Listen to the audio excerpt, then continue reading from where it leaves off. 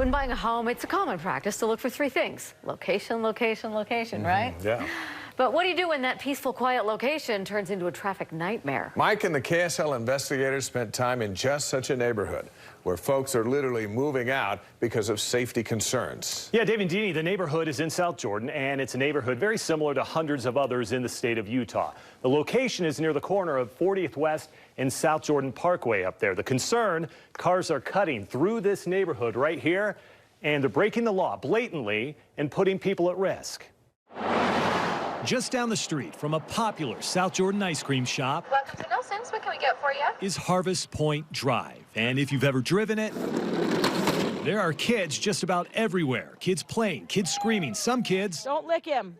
Peter, stop. Okay, yeah, there's a little bit of that going on. Long story short here, this suburban neighborhood is like most in Utah. They are kind, they are friendly. You should come. Come and hang out. And they welcome absolutely everyone. And when I say everyone, I literally mean... Whoa.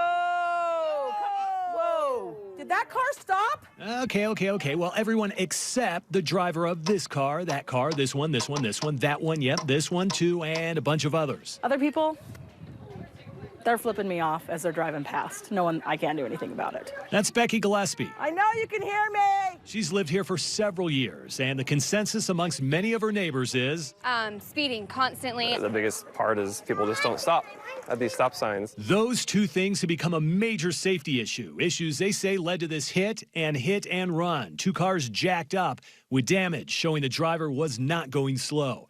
And check this out, surveillance video catching a car blow on through a stop sign, run over and flatten another sign, then blasting through this backyard fence.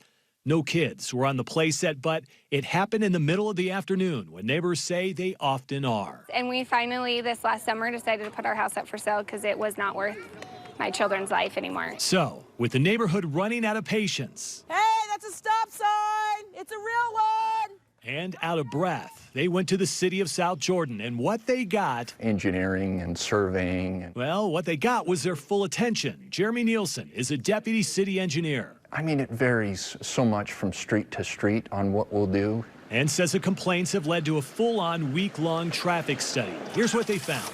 85% of the drivers on Harvest Point Drive are going 26 to 28 miles per hour. That's nearly 4,000 cars a week driving 1 to 3 miles per hour over the posted speed limit.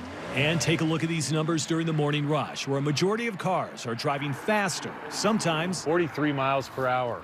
Holy cow, dude. Much faster. In fact, as the KSL investigators found, 26 miles per hour. For every car driving the posted limit, there was another one. 29 miles per hour. Or 2, or 3, or 4. 33 miles per hour. This last car, he's playing catch up. That, according to radar, was breaking that law. Highway patrol car, 29, 30 miles per hour. I don't want to make any enemies on this. And so sometimes 1 or 2 miles an hour over the speed limit can have dangerous, deadly results. Sergeant Sam Winkler's with South Jordan Police and says since a traffic study was done, they have devoted more time to patrolling the neighborhood.